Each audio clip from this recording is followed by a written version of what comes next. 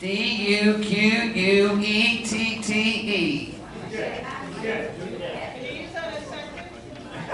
Duquette.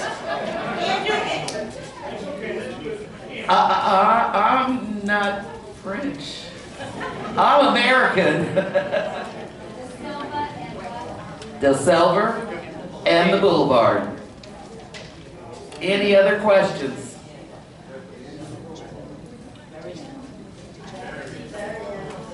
Huh? We are. Happy birthday, and for he's a jolly good fellow. And if you want, we'll sing 99 Beers of Kim on the Wall. But we won't sing all 99. We'll skip down because he likes his beer every day.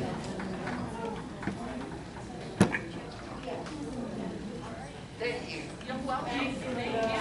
You're welcome.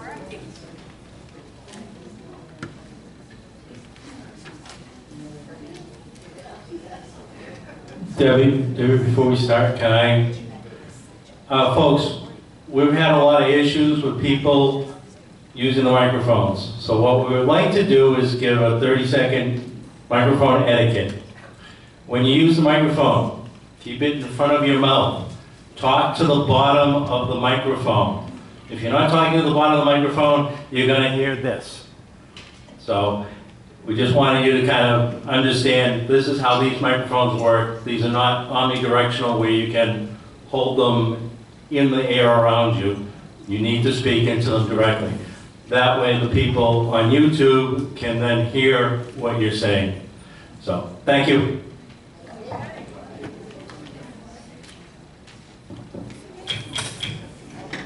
I'm going to call this meeting to order. Today is Wednesday, August 16, 2023. It's 7 p.m. If we can stand for a moment of silence and say the pledge.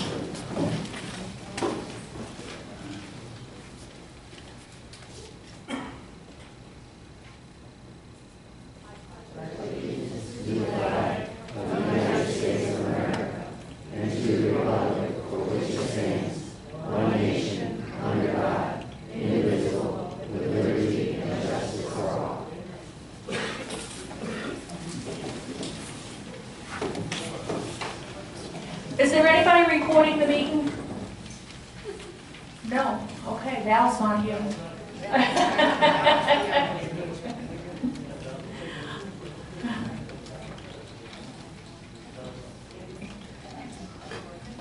Okay, I'd like to go and approve the minutes. Debbie, I had a couple of things to add to the minutes if we could. Yeah. If you can give me about 30 seconds. Sure. I wanted to make just a couple of clarifications on the minutes. I had gotten an inquiry from a resident about the RV compound. And just so that everyone is very clear, the proposal that we submitted and was passed, I believe it was a 5-0 vote, the proposal is to put onto the ballot whether we want to have the RV compound have a fee. And that fee would be determined by the board of directors, would be determined and recommended by the finance committee as they did the budget for the previous year. So for example, in 2025, we thought we were going to spend $2,600. We would need then, for the 260 RV residents, we would need $10 a year to cover that. So that would be their fee for that year. And it would be determined in November, December. The board would then vote yes or no on that fee, just as they would any other item. So just so that they were clear on that. And the other item was the abuse of language. I just wanted to make it crystal clear, and these are the words that I used. We are simply not going to accept abusive behaviors to any of our staff. Simply, totally, and completely unacceptable. And if we do have that situation arise, I'm going to, for example, if I'm in that situation, I'm going to bring up a C1 violation, which I believe is a $100 fine. And if somebody's in the building being abusive, we're going to escort them out. It's just not appropriate in any way, shape, or form, period. Thank you.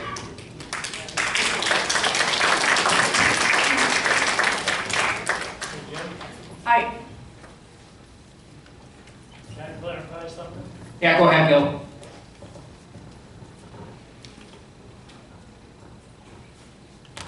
The thing on the fee is, You gotta understand that the amendment is to give you permission for them to charge a yearly fee. But the fee will not be established until after it's been approved. That's very important. People ask me that question, if that's the case. Is that right? That's correct. Thank you. So, for example, if there was $26,000, which is an extraordinary amount that we thought we were going to do that year, that would mean divided by the 260 is $100 a year or $8.33 a month. In that one example, should we have an expense that large that we're expecting? And that would be extraordinary. I think what it would go to about $3,000 or $4,000 a year or less. Is that ballpark? Okay, thanks, Gil. Okay, I make a motion to approve the amended minutes. Do I have a second? All in favor? Aye. Unanimous. And there's actually no correspondence this evening, so I will actually get up and have a few minutes here.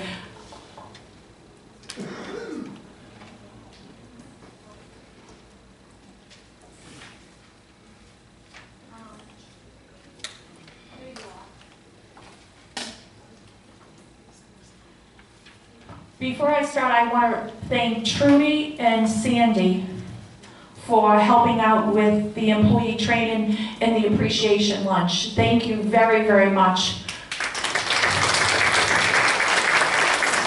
Without them, we would not have been able to keep the clubhouse open, the pool open, things like that. So we fed them, okay? And we appreciate that, and that's something that the unit reps do a lot to help us. And if you are interested in any of the clubs, the committees, things like that, unit reps, please come and see them. They're in the pink shirts, or anybody else here. They're in the news and views. They're always looking for talented people to help out. So please make sure you come out and support. And we appreciate that.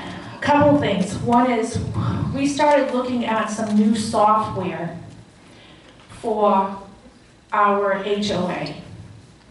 QuickBooks can no longer be backed up. It is completely out of the realm of what we need. QuickBooks is for something that you use at a pizza place, a mom and pop, not for a community this size. We have already interviewed one software company. We are getting ready to ask for a consultation with 2 other software companies. So that is very important to us here, that we have something that can handle the amount of payments that we do, the amount of money coming in, the amount of bills, and also to help with keeping things in better organization as far as the accounting process. So this is something that should have been done years ago. This software is completely outdated. It's not even a cloud-based software. And as you know, everything is cloud-based. So we do need something with unlimited memory and things like that. So we are going to go to that. So moving on. I have something extremely serious to talk to you about. I've debated. Didn't get much sleep. And as you know, this board is committed to transparency with everyone. We've had a serious situation. And I want you to keep in mind something when I explain this. We are elected by you. We are one of you. And this situation happened, so it is against the entire community.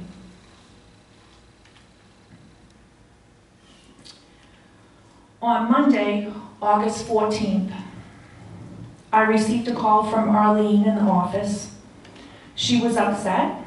She stated 3 envelopes had arrived at the office. which was postmarked on 8/10/23. One was for me, one was for Harry, and one was for her. She stated they were typed, no return address, and the letter inside was typed with no signature.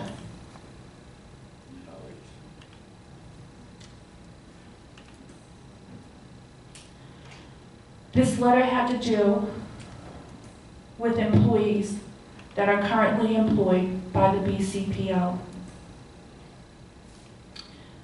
The letter discussed extremely personal things to which none of you would ever want to be discussed.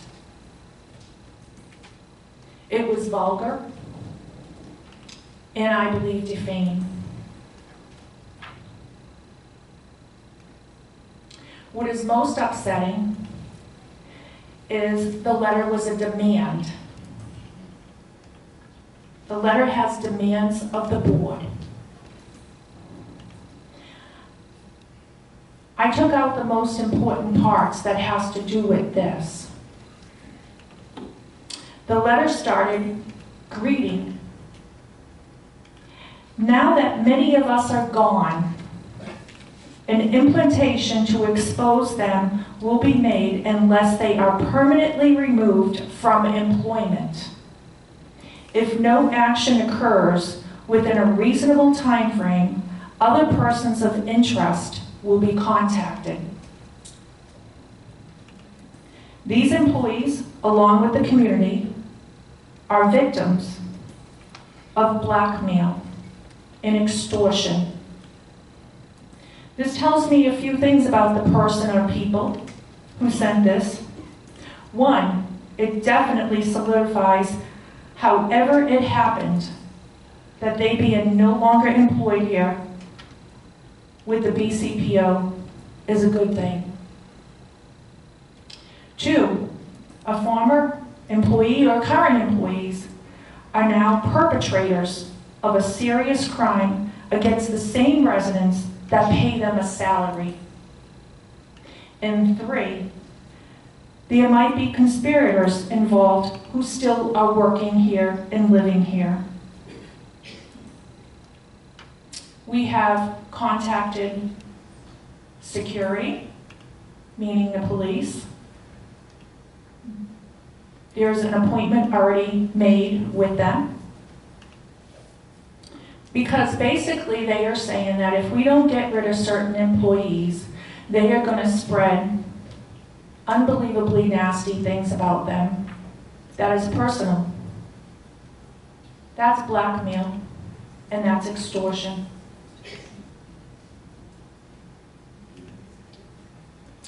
If you work here and you helped or had knowledge about this in any way, I suggest you leave immediately. If you live here and had any knowledge of this or heard about it, shame on you for allowing a serious crime to take place. This has affected and will affect the whole community. I debated whether or not to stand up here and tell you all this. Is it embarrassing? Yes. Is it embarrassing to the people involved? Oh my Lord, yes it is. How would you like it? How would you like a letter to arrive at your employer, telling your employer basically to fire you, or we're going to do X, Y, Z? Well, we're not playing your game. I'm not playing your game. As they say, challenge accepted. You go for it if you think you can. But I'm going to tell you one thing right now. You better be ready for the full law to come down on you. This is a felony to use the U.S. Post Office to threaten a company to get rid of existing employees because you are no longer here. Do I have a time frame? I most certainly do. Does it fit? It most certainly does. So with that said, we will move on with the meeting. There is not much else I'm going to disclose on it because, as I have already said, it has to do with people's personal business. And what they do outside of work is none of anybody's business. You wouldn't want it done to you. And don't think they're going to get away with it, because it's not happening with this board. And you are not going to threaten this board, because when you threaten the board, you have threatened every single person in this community. And that is not right. I'm going to leave it like that, because we have police now involved, we have some other agencies that are involved, and we will take it from there. But I wanted to be honest with you all and let you know that these letters did arrive. We were extremely surprised that people would stoop to this level and think they could get away with it. Yeah. So you want me to fire somebody because you don't have the guts to sign a letter with your name on it that you don't work here no more? Probably. Then what else would you do? Think you can get away with? It's not happening. So I'm just gonna appreciate your support like I do every time I stand up here. I am grateful that you have allowed us to serve you and continue to serve you. And I will go ahead and move on with the meeting and hope that I will have some type of positive update to give you in the future, maybe next month. And I don't know, because it might lead to something that is very personal, and that person, of course, would be protected under the law. But this person wants me to basically fire somebody because they said so, because they didn't like them or like what they did. And that would be a crime, to fire them, because you told me to, but then you perpetrated the crime, and so they are victims. And we are victims. So it's not happening. So I wanted to let you all know that. The other stuff I wanted to let you know is we had a wonderful appreciation lunch. It went off very nicely. We had door prizes and things like that. And we had some training on sexual harassment, random drug testing, dress code, vehicle policy. We plan on going through the employee handbook and bringing it up to date because it hasn't been in a number of years. There's a lot of things that have changed, as I have told you before, with the laws and employment laws. So I will continue on with the meeting. Jim, do you want to come on up? And so thank you guys very much. I appreciate you very much.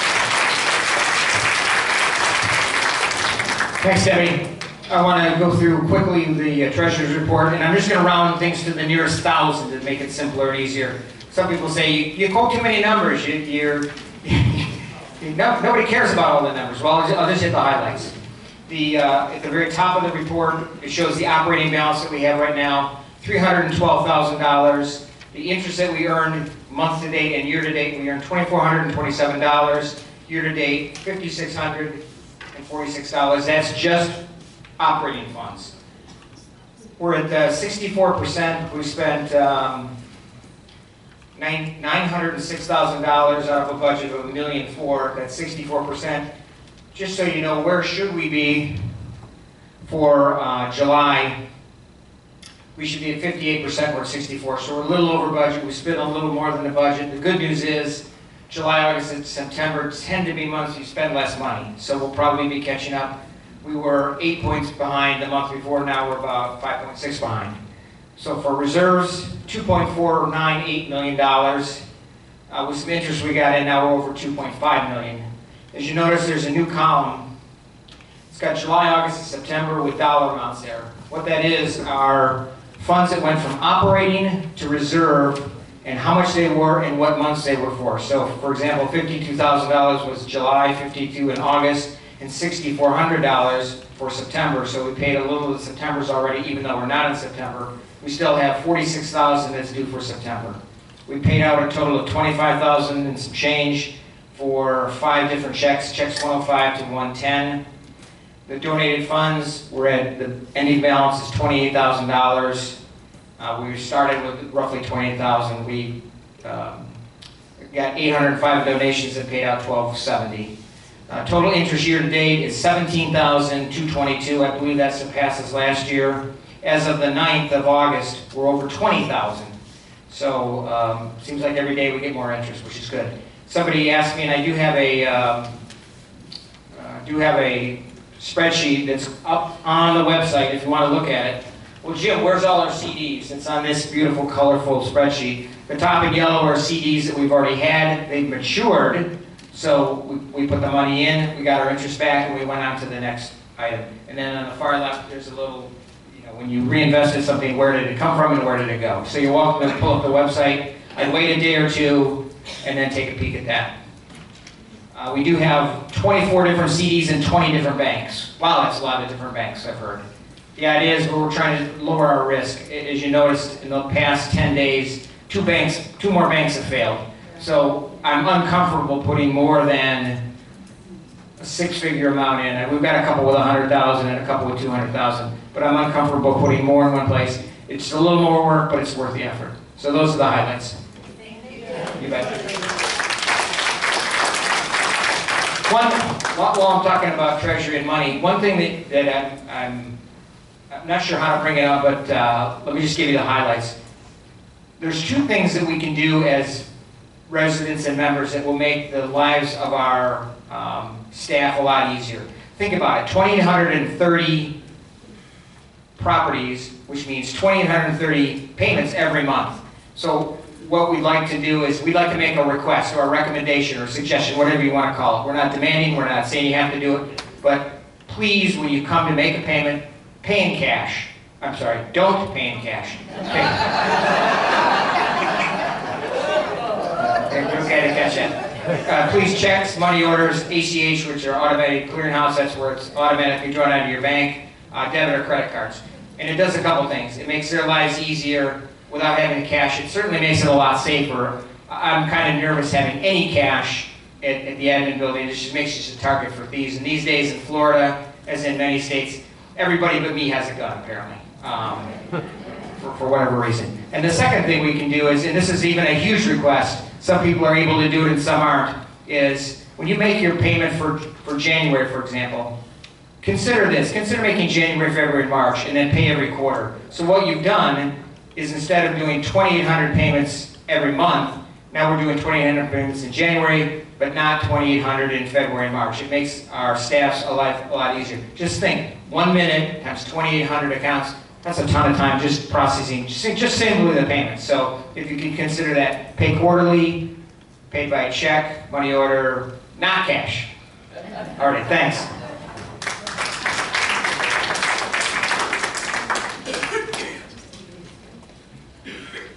Jim, does your sheep that you count at night, do they have money signs on it? They do. All right, I just wanted to double check. The next one we have is the ACC appointment. It is Bruce Bolton here. Oh, there you are. Okay.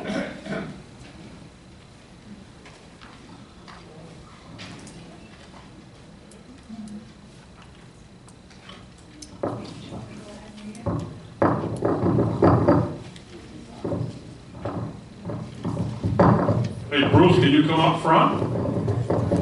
I'm making a motion to approve Bruce Bolton to be on the ACC committee. All in favor? Aye. Aye. Unanimous. Millie's going to swear you Who's in. going to swear you in? No, Yeah, I'm gonna swear that's you going to in. be fun. Mr. Snyder, are we still taking another application, or we got what we need? Do you know? I think maybe one more, but I'm not exactly sure. Okay. So if you're interested in getting onto the ACC committee, please go down to the office, fill out your application, and it will get to the proper people it needs to be, and we'll go from there. Thank you.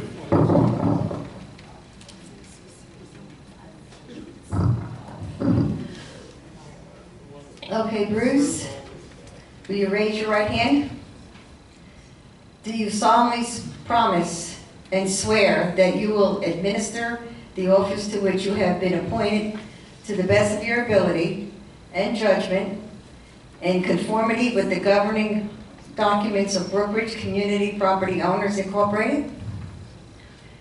That you will, in all your acts, be governed by the principles of honesty, justice, and fair play, and in every manner possible endeavor to promote and safeguard the best interests of the citizens of the Brookridge and the welfare of its membership. Do you so swear? You may lower your hand. By the virtue of the authority conferred upon me, I do hereby proclaim you as duly appointed. Congratulations. I read that without my glasses, I don't believe it. Okay, I'm done.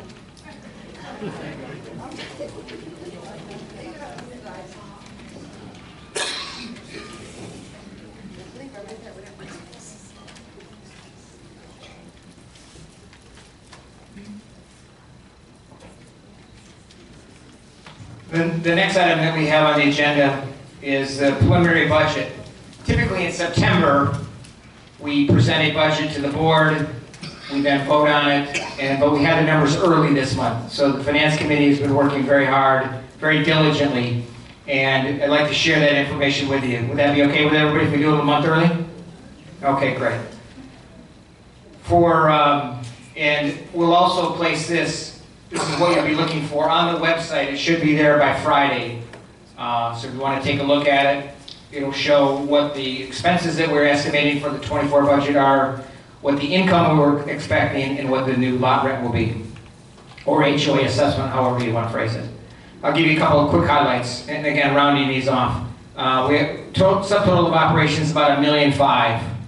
We're expecting to have income of roughly $320,000, which makes the total operating expenses minus the income $1,200,000. Adding the reserve funding that has to go in, and this is from the reserve study, $545,000, which brings us up to $1.7 million. That's what essentially what our budget is for the year. Divide that by 2,830 lots, and it comes out to roughly $50. So we're recommending for 2024 that the dues go from $48 to $50, a $2 increase. Remember that last year there was no increase, and this on years that we had roughly 8.3% inflation last year. This year, the estimates that I've heard are anywhere from 3.5 to 3.9. So you figure you have 12% inflation over 2 years, and we're only going up $2, which is 4% basically. So I want to give everybody just a quick update where that is. If you want to see it tonight, I've got a copy of it. You're welcome to buzz over and take a quick peek.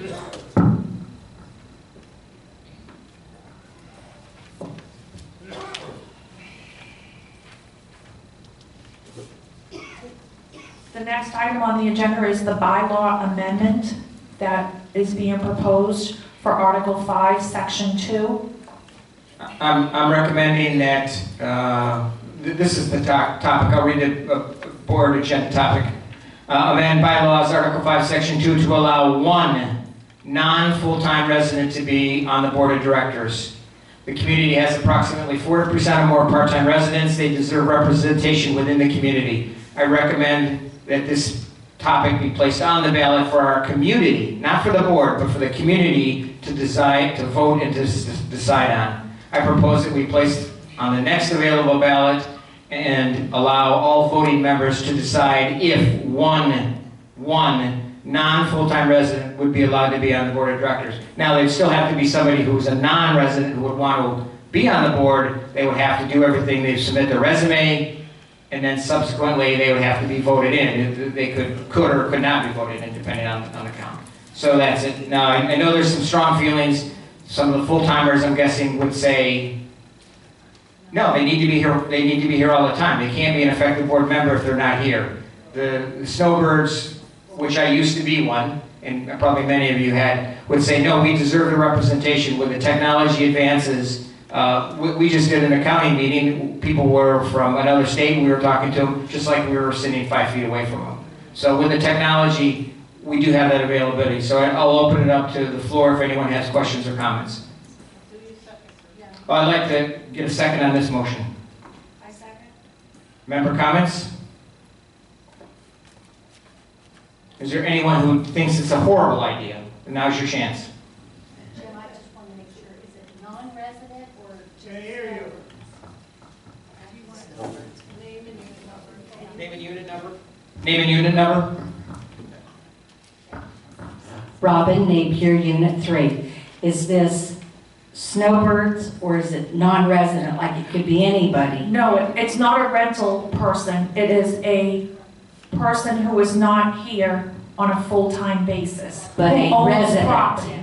Right, a resident, yes. Gotcha. Right. They have to be a resident, they have to be an owner. So if you want to be on the board, just because I go to Michigan and spend 3 months, shouldn't make me ineligible to be on that. So again, resident, and you have to be a property owner. Any other questions while I'm on? All right, thank you. This is just to put it on the ballot and have a vote by the community, a yay or a nay. It's not saying anything other than just to put it on the ballot.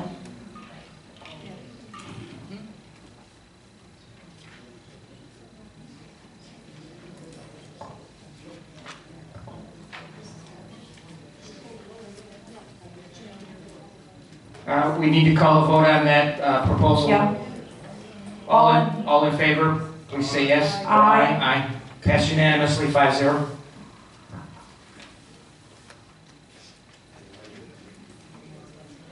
The next item is another item that I had, and I'll read the board agenda topic. The BCO Community Cable and Internet Agreements, that's the topic.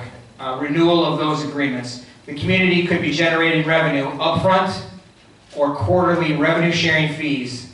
TNCG, which is the Telecom National Consulting Group, can assist us with their expertise and experience. We want to review the options that we have to the community, and that's the only thing that we're doing is reviewing what are our choices, what are our options that are available. The motion is going to be to continue discussions with Telecom National Consulting Group and review and investigate opportunities to add revenue. These revenue possibilities will then be shared with the Brookridge community. And there's been, I guess, I'm not on social media, but I guess it's been lit up with all kinds of comments. And let me make a couple clarifications. What we're looking for is to have an agreement signed with Spectrum or other telecom companies. It's called a access agreement. It allows you to come into the community. It doesn't have anything to do with pricing. It doesn't have anything to do with what choices there are. So if you have basic cable now and you get 5 channels, then you still have the opportunity to get 5 channels for whatever price you're paying. This is simply allowing them the access to come in our community. And just so that everyone is aware, we actually have an agreement with them, which nobody knew about. One is from 2005. It was a 7-year agreement. There was a second one in 2012. That was a 10-year agreement with automatic renewal. On those agreements, we had 0 revenue, and we got 4 courtesy accounts. That's what the Spectrum, who happens to be our vendor, gave us for that luxury to come and service our neighborhood. So what I'm suggesting that we do is we talk to this consulting company, see what they have available, see what their suggestions are. They're experts in the field. And see, is there an opportunity for them to come in? And there's 2 types of contracts. There's a bulk contract and a non-bulk. A bulk is real simple. Everybody gets cable, everybody pays for it. And we advise them that was simply unacceptable. That's something that we would ever consider where we're forcing everyone to get cable. Because what if I don't want cable, or if I want Dish Network, or if I don't want Spectrum and I want some other company that'll come in later, or I want to use a satellite dish that uses or a telephone line. So there's a lot of different ways, or don't want to have any at all. We don't want to force the community into that situation. So this is to investigate what is possible. They believe we have the ability to get several $1,000s for this, because a community the size of ours, just allowing Spectrum to come in here, just to do what they're doing anyway, they should be giving us some money. Now, there's another piece of the puzzle. The agreements that are non-bulk agreements where there are two different kinds. One is exclusive and one is non-exclusive. The exclusive means only Spectrum can come in here, we sign a contract with them and they're the only ones that come in here. That's what we have now. There's also a non-exclusive where Spectrum could come in here, but if we want to add Frontier, AT&T, Blue Star, or Hotwire, any one of those four, we could add them to the community. And what happens when you add another supplier is real simple. The price is probably going to go down because you have more than one choice. You can play one against the other. So that's what we're looking to do. This is not to set rates. It's not to determine what services you have available. If you had HBO and Showtime and Stars and a million channels, then you'll still have that ability to get that for the same amount. There's nothing to do with pricing, nothing to do with availability, nothing to do with service, or it's just them allowing them to come into our community. It was basically allowing them to come through the gate. That's all it is. And when we sat down with them, the first thing I said was, I'm a Dish TV. I'm not giving it up, and I believe in choice. If somebody wants it, somebody doesn't, somebody likes this, somebody likes that. And that's when they went to explain the access agreements and the bulk and the non-bulk. But come to find out, we've had an agreement and haven't got any money on it. And it automatically renews. We don't do anything, and it automatically renews. And this is again from 2012. So, is there anyone in the audience that has questions? It is a pretty complicated topic. I'll be the first to admit. Yes, Gil.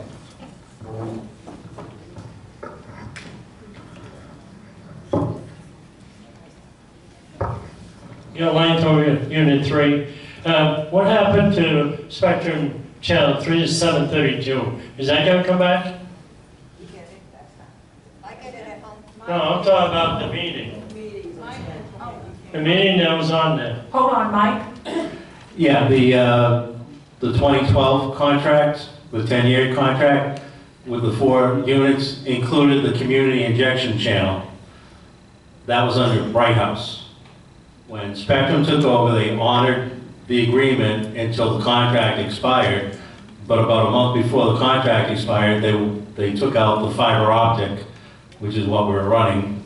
So the last communications I had within Spectrum was we would have to buy the equipment, which is north of $20,000 to bring that channel back.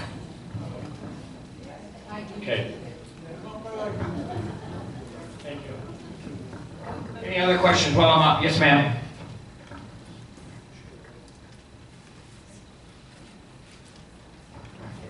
Mary Friedel, Unit 4. I have a real quick question in regards to Spectrum. They do all this digging down into the ground, supposedly, for the wiring. Well, every time we turn around the vacant lot that's next to us, the people that come and cut it pull the lines up out of the ground. And then we don't have good reception, or if we can get Spectrum at all, and then we have to go and chase down Spectrum at their offices and try and get this all serviced again. And they say, it's not your problem, it's not your lot. What am I going to do? Well, go to Dish. I do have Dish. We don't have a problem. Oh, we do have the Wi-Fi. I have absolutely, I mean, that's a private contractor. I have no idea. Yeah. And sadly, I think you're going to have to deal with Spectrum directly, and it's not something that we're probably going to get involved with. Yes, sir. I'm new here, and John Hanna, 3. And I got Spectrum, and they mailed me a box. And that's it. I don't know why you got to come in at all. You know, works fine.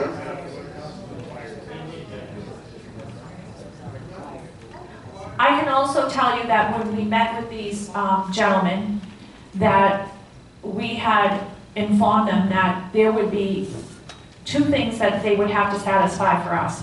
One is, first off, we do not sign anything at all, no contracts, nothing, without our attorney reading them. If our attorney does not want it or says it's not in our best interest, then it's a no-go, and that's it. And we're done and over with. That's the first thing. The second thing we told them is that they would have to agree to come to meet you all and ask, and for you to ask all the questions that you wanted to. So that was two things that we told them. But we also made sure that under no circumstances would anything be agreed upon unless that people just could do whatever they wanted to do. And there was two agreements. And one was just to allow them to have come in here and have the access, but should the fiber optics start coming in here and more companies, that they have a right to come in here. And that was guaranteed, that was right there, and they have it laid out in their two agreements. But to have an agreement and not get any money for it, we looked at it, we could use all the money we can get, and that's all it was. Basically, it's just to explore the options that we have out there. It wasn't taking away anybody's TV, making you go here, making you go there. It was not doing that at all. So just to clarify that. Yeah.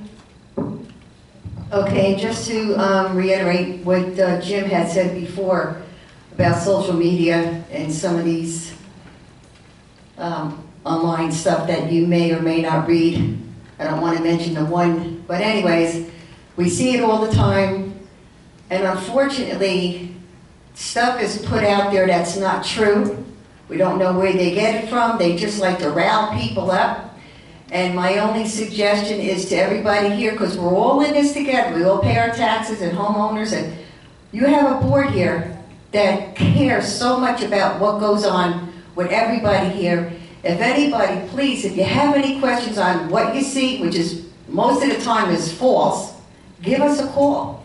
We'll let you know, because we're transparency up here. We are.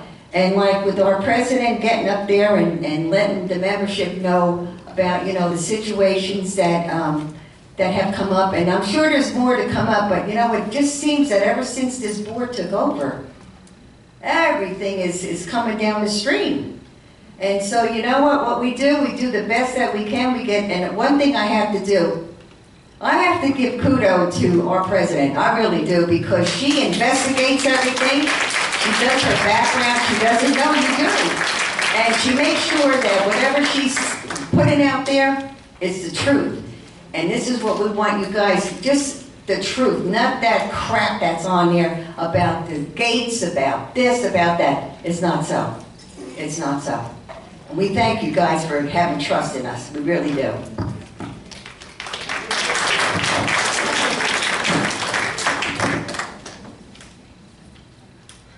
I make a motion to continue the discussions with TNCG to review and investigate the opportunities. Do I have a second? I second. All in favor? Aye. Aye. Unanimous? Anything I remember. Just talking to them, that's it. That's correct.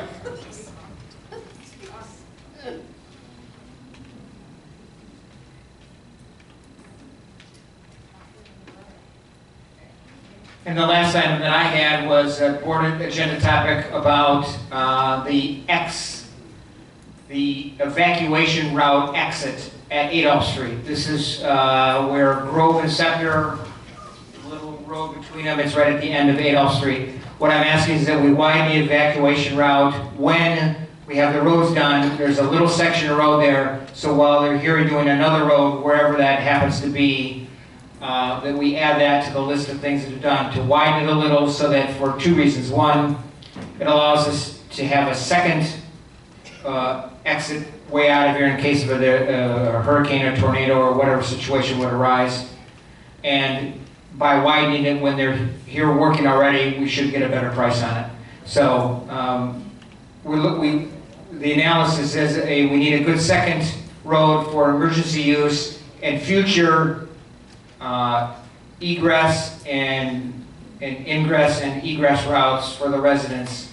I recommend that we widen and pave a small section of that pavement.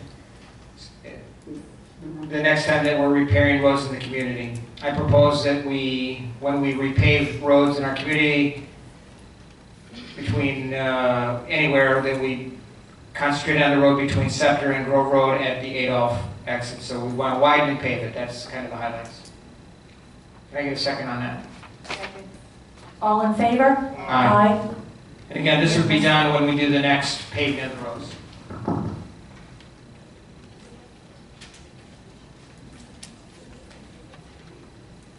Submitted by Higgins.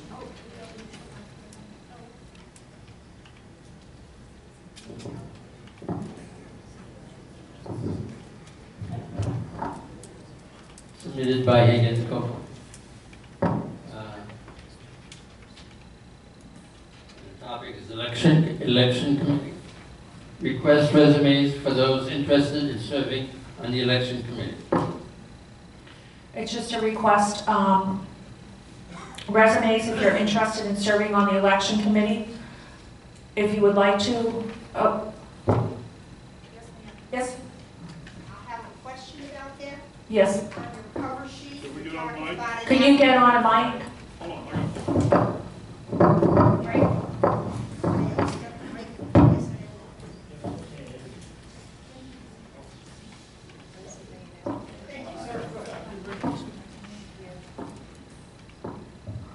Vivian Blair, Unit 4.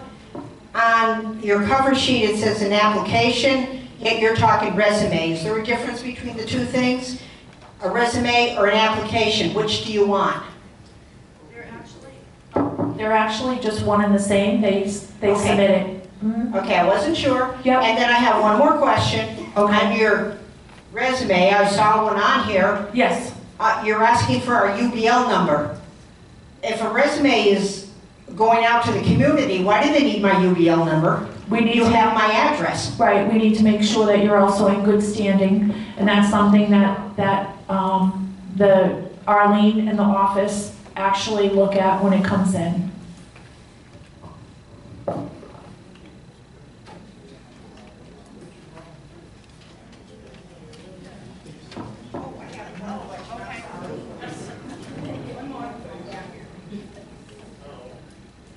My question is, are you looking for all new people? I've worked on that board for the past 5 years, and I know of a lot of people that have done more time than I have. Are you looking for new people, old people? You want resumes from everybody that possibly want to come on? Anyone who wants to apply. There is nothing that says old people, new people, before people, after people. So you're not automatically calling back old people? You want No. resumes from everybody? Everybody Thank who you. wants to be on the election committee.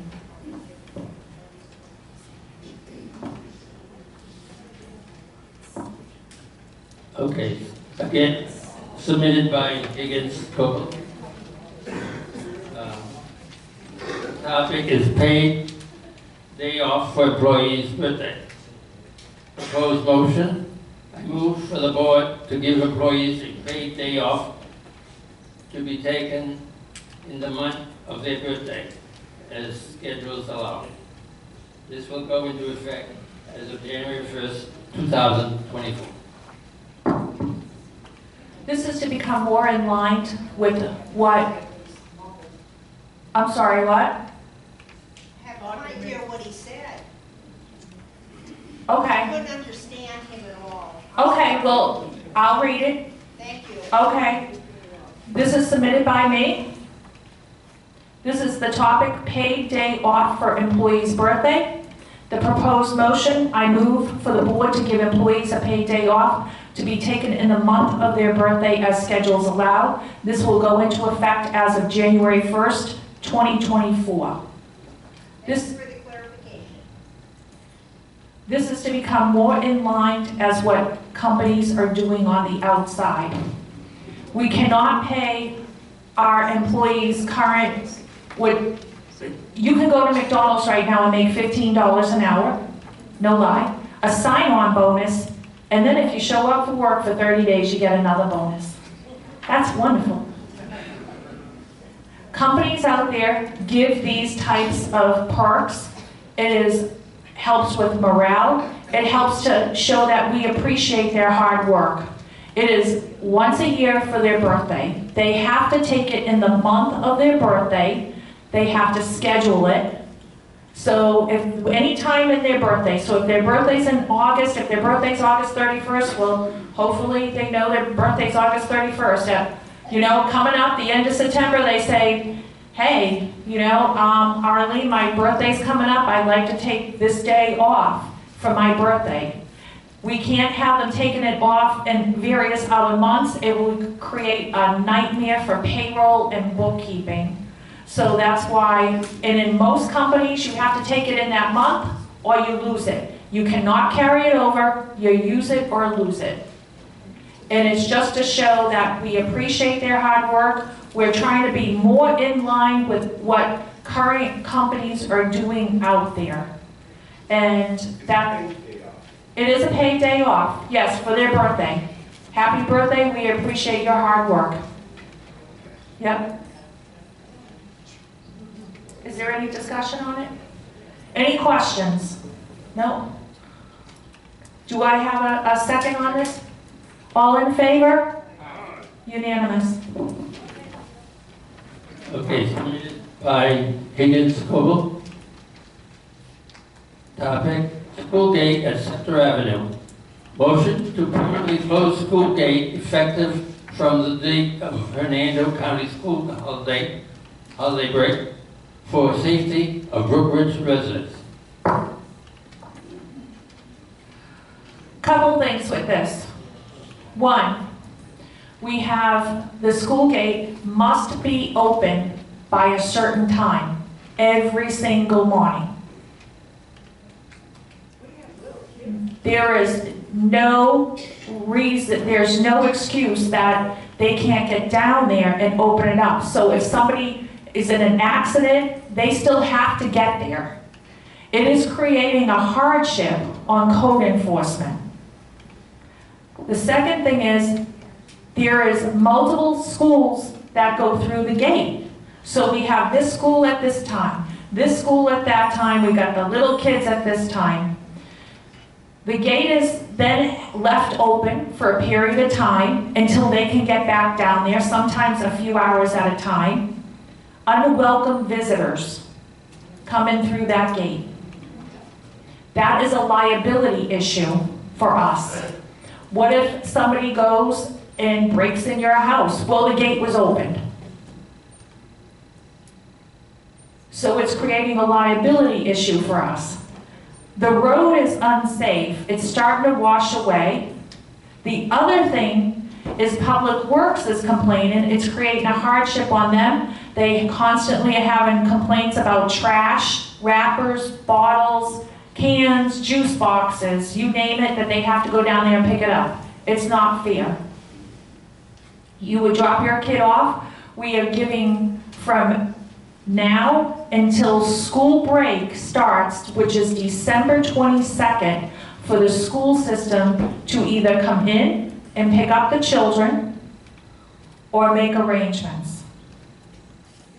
And before 10 years ago, they came in here. There was no reason, right? They still can. They're more than welcome to come in here. They can probably pick the kid up a lot closer than being drove down there and then walking down the road there to get out to the gate. So we look at it as a liability. It's a hardship. Code enforcement is not there to open and close that particular gates.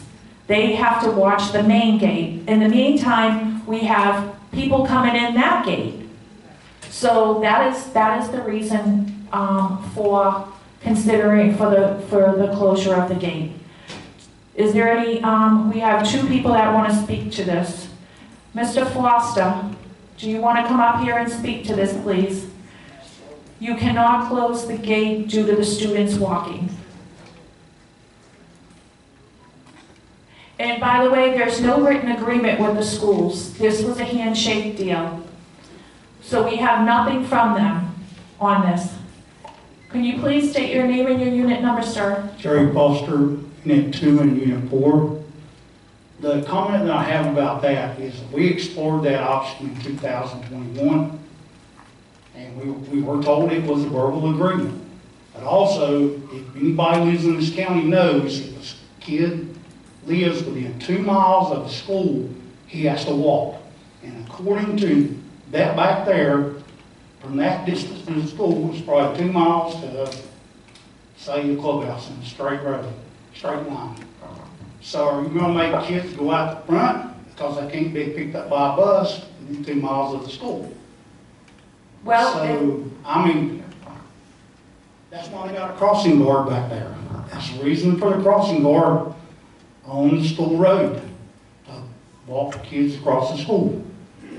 So, explain that to, maybe they have a verbal agreement, but explain it to the superintendent or the school board that you're closing that gate. And then explain why the kids have to walk, say, the inspector, if there's any on there, has to walk to the front gate or the closest bus stop to be picked up. well, thank you. I'm sure that if they live on Spectra, walking to the front gate would not be an option. I am sure the school bus will come in like they did many years ago and get them at their house, or make a certain stop around their house. We used to get picked up at the corner sometimes. You know, you used to have to walk 6 houses up to Mary Sue's house and get picked up there. Right, and actually, if a parent has to go to school and pick them up, they have to go out the front gate and go around like everybody else.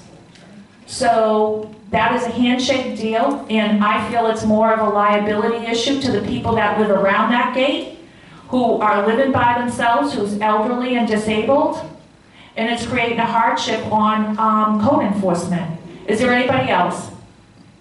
Yes, Ms. Blair. Oh, I'm sorry, sir, I didn't see you. If you want to make your way up there, sir, you're more than welcome. And Ms. Blair, you can come on up.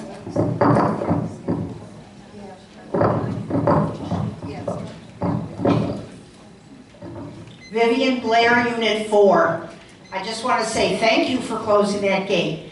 I live across the street from that gate, and presently, with the new school year, when I first got here, there was at least 15, 20 cars every day dropping their kids off. Yesterday, there was 3. The school gate is broken, and it has been for 4 years, and our past code enforcement general knew it. They opened up the school gate, which originally you needed a pass to come through. It's broken now, so it's propped open with a cinder block. It's open, the gate is open, and code enforcement does a fine job of won't even close it. Like you say, they get there when they can. It's open, along with that school gate, for a total of 6 hours a day, where anybody can walk in. As you said, it's a liability, and I don't feel safe. Thank you.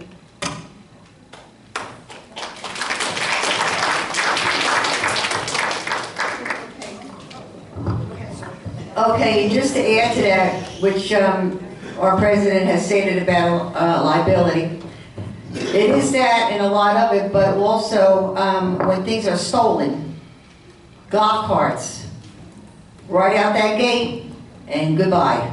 So you know, not for anything, I know all of us in here at one time or another, when we were going to school, we had to walk. We didn't have school buses to take us here. You had to walk in the rain, in the snow, and everything else. You know, this is, believe me, well, I'm telling you.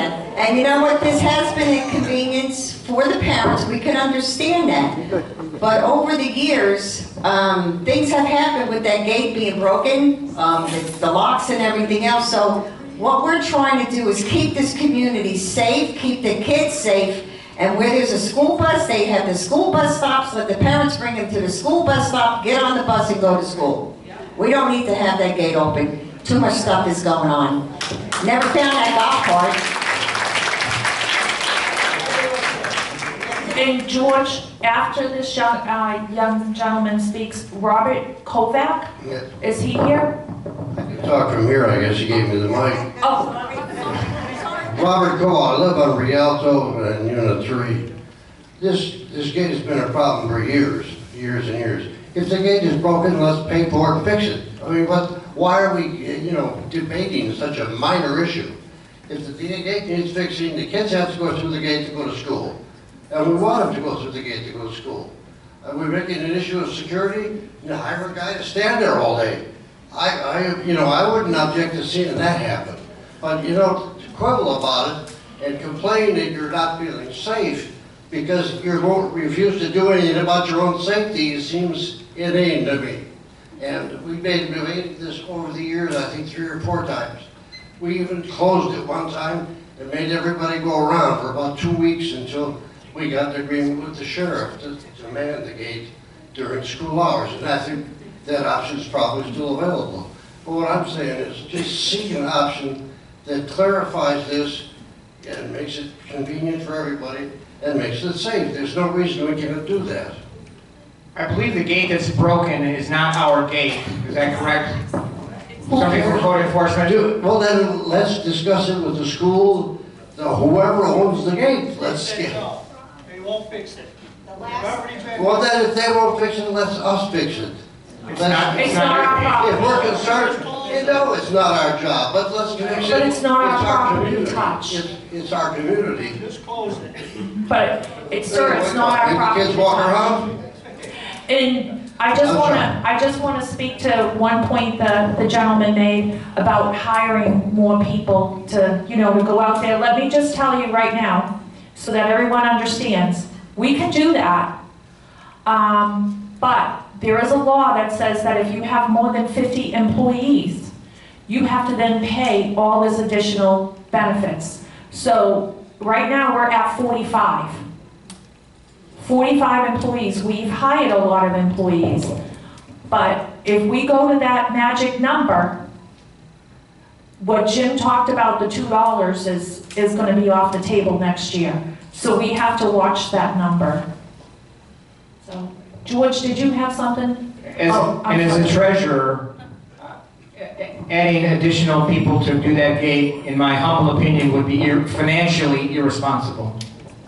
Because all of the community, of which I'm a member, everyone in this room is a member, has to pay for that. So I would not find that an attractive option. Go ahead, sir.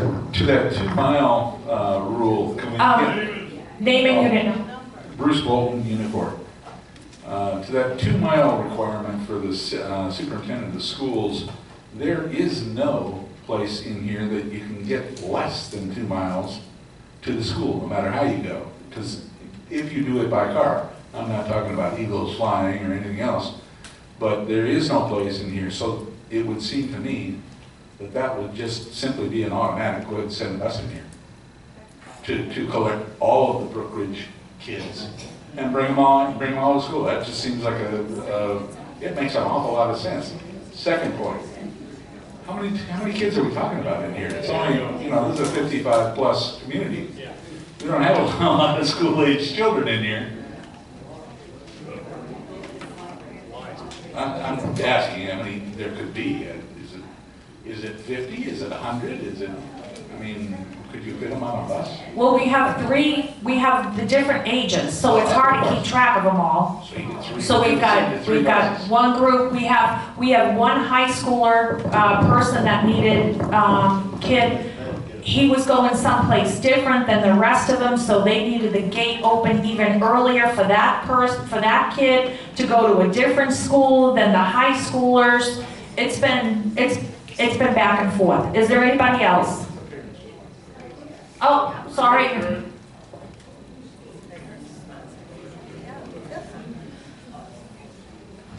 Gary Foster, Unit 2 and 4. I'm going to use this as an example.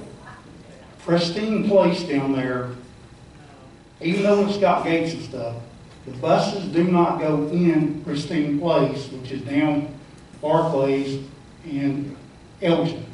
The students have to walk from that school there on the corner into Pristine Place. It's the same way as here.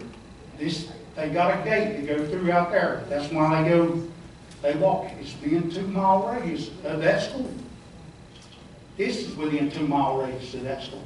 It might be 5 miles going this way out to the gate and then around, but no school bus, they don't count it that way. They count it from the school itself. You know, Jerry, hold on. No, there's no need of arguing. But what you're telling me is that you want that gate open and allow everybody to walk in here that wants to 6 hours a day. No, I want the school kids to have an option to go through the gate. Why should we leave the gate unlocked, Jerry? You have at least, you done said you have at least 3. Jerry, use your mic. I've already said you've got students in here that use that gate. So we're just encouraging people to continue to No, bring their kids in. You are. You get code enforcement to unlock it when they're supposed to and lock it back when they're supposed to. I don't want people rolling around in here. Do you, Jerry? Is it 55 plus or 5 plus? Okay, if that be the case, if there's students in here, would you rather that mother or father that owns it, that has that kid, try to inconvenience him every single day, or have that student walk out here and walk to the main road and round that way to the school? Would you risk it? No, it's our responsibility. No, it's not. It's 55 plus, Jerry. This community has never been 55 and over. I wish you would quit saying that, because it's not been 55 and over. There's people in here that under 55.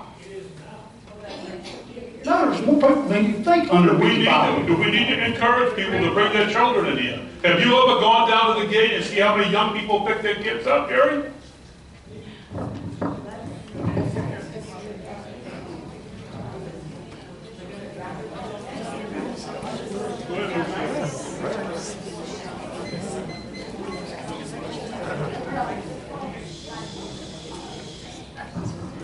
Lucille DeWine from Unit 4. This has been an ongoing issue. It needs to be tabled at the moment, because I talked to the crossing guard Monday till the school got opened. He doesn't even know how many are left that go through the gate. Once they graduate, it doesn't increase, it decreases. So let's table it, and I'll be one to get all that information you need. I'll get it.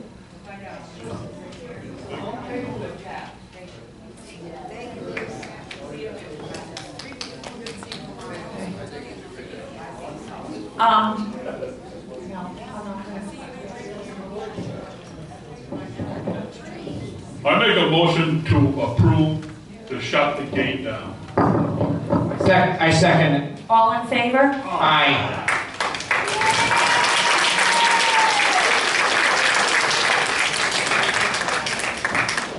All right, member comments? Okay, Tracy, Tracy, Esther, you can say what, it's member comments.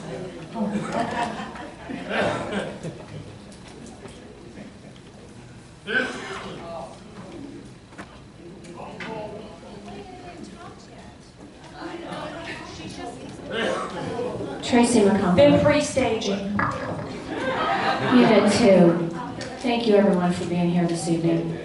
The first thing I'd like to put out there now we're talking about a gate is the Traffic Safety Committee has actually talked about with the influx of traffic we're going to have with the new commercial buildings going up, that I think as a community we need to think about a second gate altogether in the community. The problem is, and Jerry spoke of Pristine Place, which I'm quite familiar, my sister lives there. They have 2 gates, and they have a third of the homes we have here. So I just think it's something that the community really needs to start thinking about, that especially with our influx of traffic that's going to happen in the next year, that maybe we just need another gate altogether. I think it will do 2 things. It will decrease the speeding, so the people coming in are trying to get home, you know, they're going 3 miles in, 3 miles out in both directions. So I think that would accommodate that, not for a fact. But I just think it's something that, food for thought, that the traffic safety just thinks that we really need to consider a second gate of some sort. Thank you. I have a lot more, so just hang on. All right, I'm still going to I'm the chairman of the traffic, so I'm going to stay with that right now for the moment. And we will facilitate that as a committee in any way we can for trying to push for a second gate for the community. I'd like to thank the board, the Traffic Safety Committee, and the Public Works Committee as we did get our new stop signs in on Country Club. We've already seen it is actually slowing traffic. We've moved the 20-mile-an-hour signs to being the same place as the 25 are across. So now the speed changes in both directions at the same time. So now the 20-mile is actually extended. So we've actually even seen an improvement right away with that. So I'd like to thank everybody for their help on that. Okay, that's all traffic. I'm going to now the Development Committee. I'd just like to let you know that Kevin Frazier, the developer of a new commercial project out front, will be with us on September 20th. We will have the board meeting. It's going to be moved up to 6 p.m. And then Kevin will be here at 7. And it'll be a very important meeting. And he will discuss, he's going to discuss in detail landscaping, new tenants, and overall progress of the permitting for Hernando County. So everybody should be here to be a really informative meeting. Also, I have gotten a few phone calls about the property out there currently, the state of the property. Because the cows all went home, we have a lot more growth there because the cows were doing their thing. Well, at any rate, I spoke with Kevin, I called him, I got a couple concerns from residents. They will be out in the next 2 weeks to what they call bushwhack. So they are going to take care of that property. So anybody that lives there, I just want you to know that.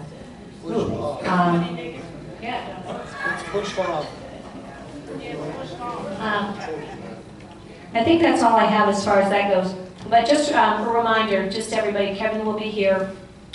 He's a developer. So any questions, if you have any concerns right now, I talked to Debbie extensively to the environmental coordinator for Hernando County about displacement of small animals, and I think I went over this. So I talked with Debbie. We're going to get ahead of that in case we have any issues. That's been addressed, so we don't have a problem down the road, and we say, well, we didn't think of that, so we thought of that. So if anybody has questions, just please contact me, and thank you all. Thank you.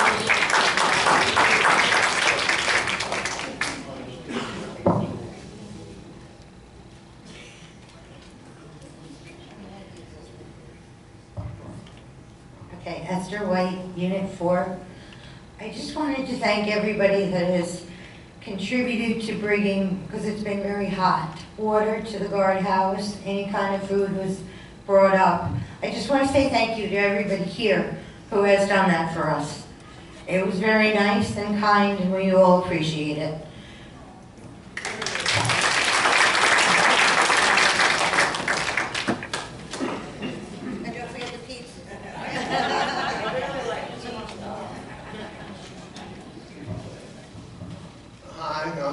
John Hanna, Section 3.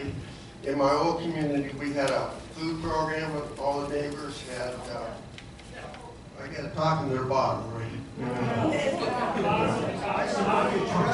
All right, thank you. We had a food bank, and I've been reading the news lately, and I'm a little concerned about we may have food shortages. And I've been looking through the history of food shortages in different countries. And what happens is things get messed up, you have a food shortage, and then people start to fight. And the way to get around that is that we should have in this community enough food for everybody. It'll at least last for a couple of months if there's some problem with the food. And on top of that, maybe we should get a little closer to the food supply. I'm thinking for growing things, date palms are good. When they say land of milk and honey, that's what they're talking about. They milk the date palms, and of course, honey is self.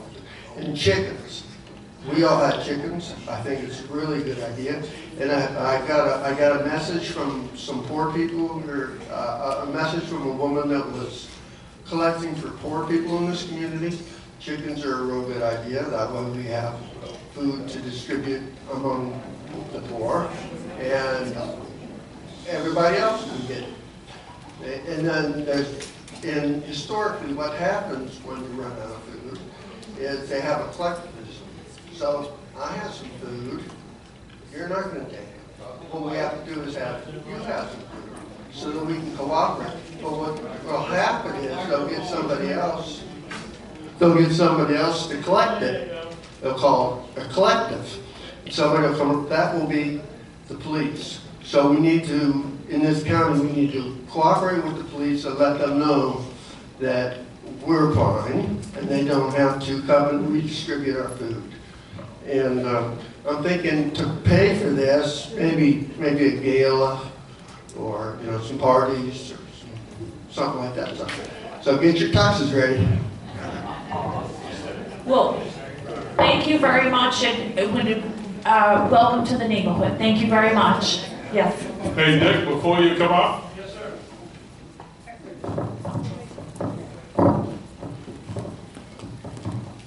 The whole community ought to know that Dick puts in like 1,600 hours a week because his wife throws him out at 4 a.m. in the morning. But the community here and the board of directors want to thank you for everything you do for Brookridge. Your heart is for everybody, and we appreciate it. Thank you.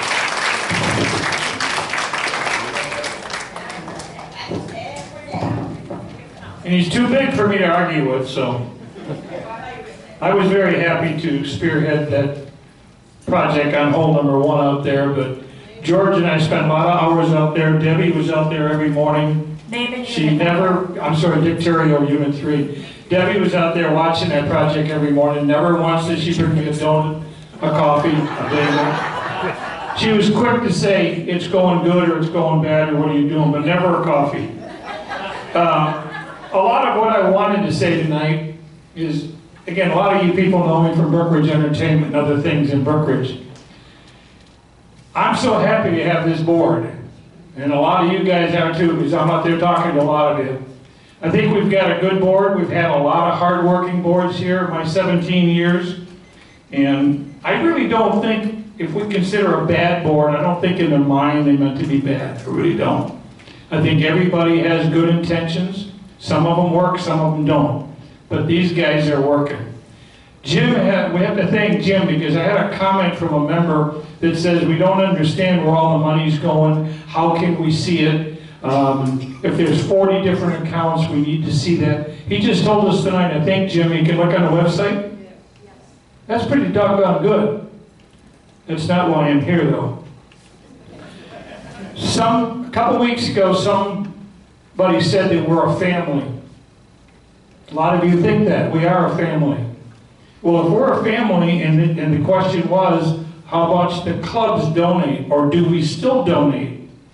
In fact, I'll mention, Joanne, are you here? Joanne stood up here and says, we're a family. What happened to the donations?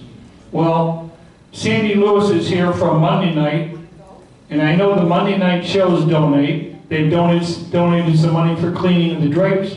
They constantly donate theater tickets, as does Brookridge Entertainment. Speaking for myself, Brookridge Entertainment, I mentioned to you before, we spent over $2,100 to finish the landscaping on the sign. We gave a couple $500 bills to the clubhouse to give to the sign, or the front office. We gave $1,500 for Gate Century.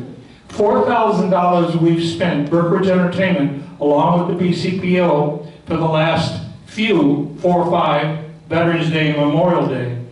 We gave $1,000 to clean the drapes along with Rich Stratton, and I think Monday night donated some money for the drapes again. That was over $2,000 for the drapes. We gave $265 to Music Airs. They don't have venues, they don't have ways to make money. We got them a new keyboard.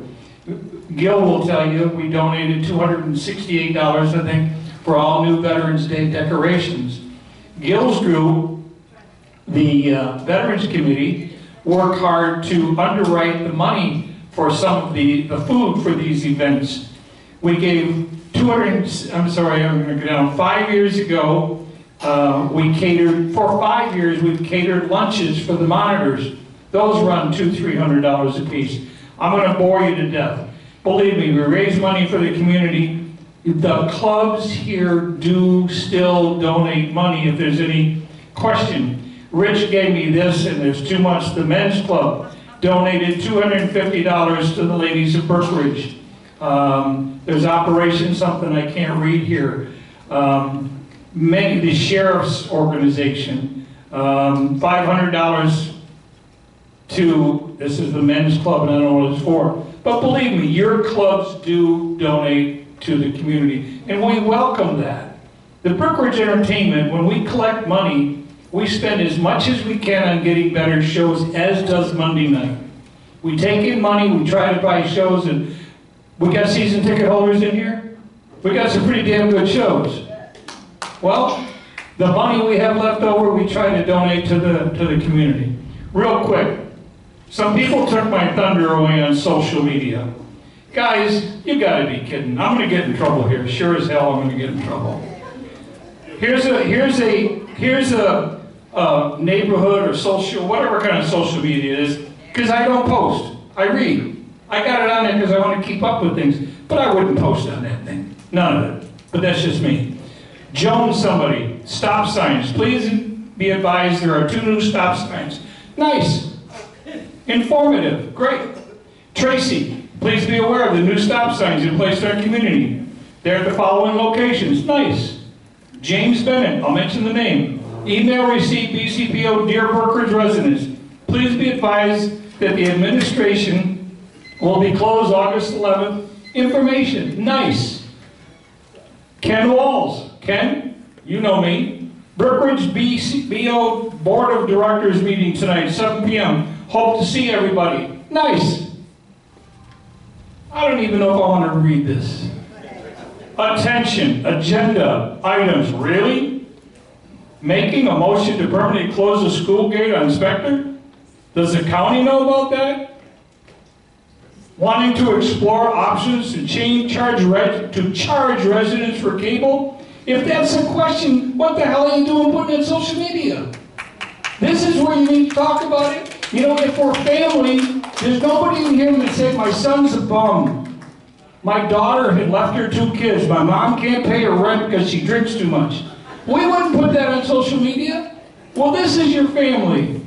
Go home and talk about how Sandy worked together to get some positive things for the pool. We come in here, we go out of here positive, but then we go home and what do? We got nothing else to do. That's all. Ladies, thank you. Gentlemen, thank you.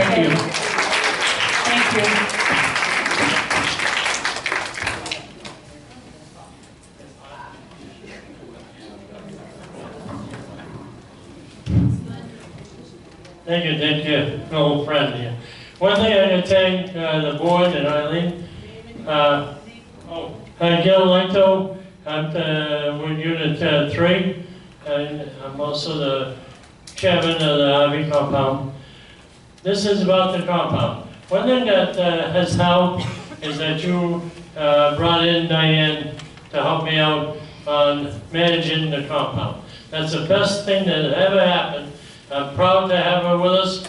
I feel that it's a pleasure to work with her, and we're keeping up with the compound. We're down to 3 people on the waiting list. It used to be 45. We're down to 3. Okay?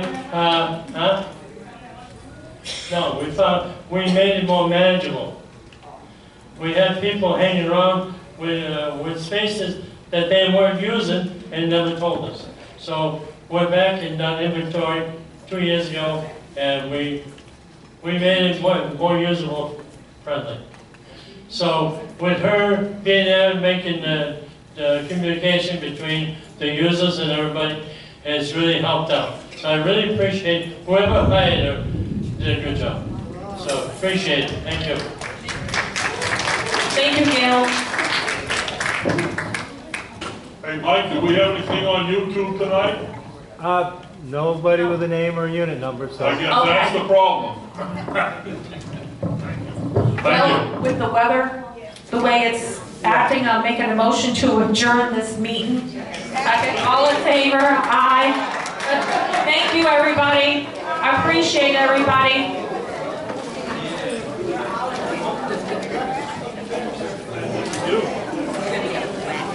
Because my camera started hiccuping all over the place. I was like, thank you. I was ready to yell, Marine, double time.